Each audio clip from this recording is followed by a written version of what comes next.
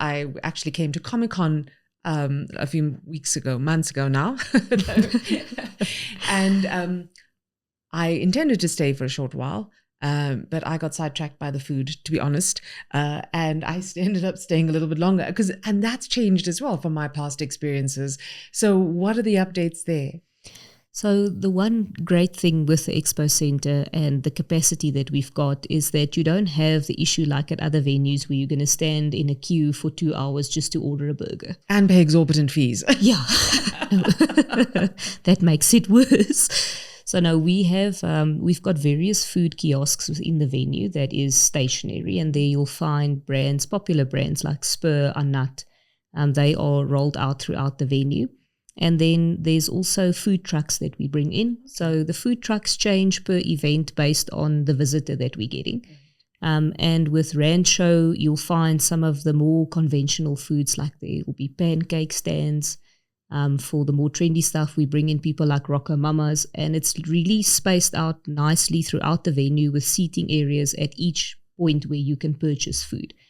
So we try and make sure that people can get their food as quickly as possible. And we also enter into discussions with our providers leading up to the event so that we can have a look at the menu prices and then negotiate with them if there's any that we feel are exorbitant. Right. So obviously if you're a Rocco Mamas fan, you're going to know that that's more expensive than Spur.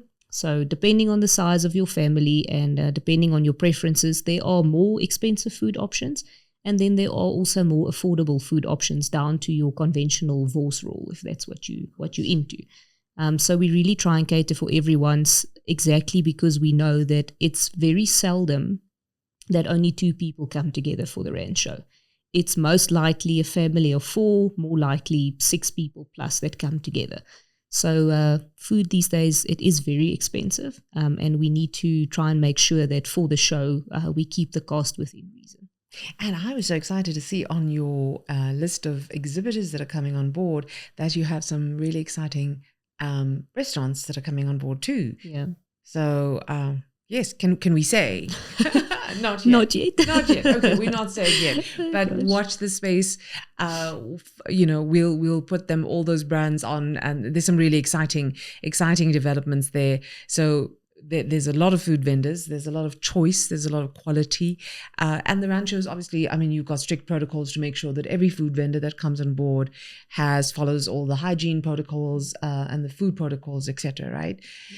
But so then, where are these people going to sit and eat? How do you accommodate them from that perspective? It's a tricky one because of the volume of people, and especially when we look at our Saturday, which is normally our busiest. Yeah. So on a Saturday, you can expect to see for upwards of 28,000 people floating around the Rand Show, wow. Which when we as organizers look at it, it's an amazing experience.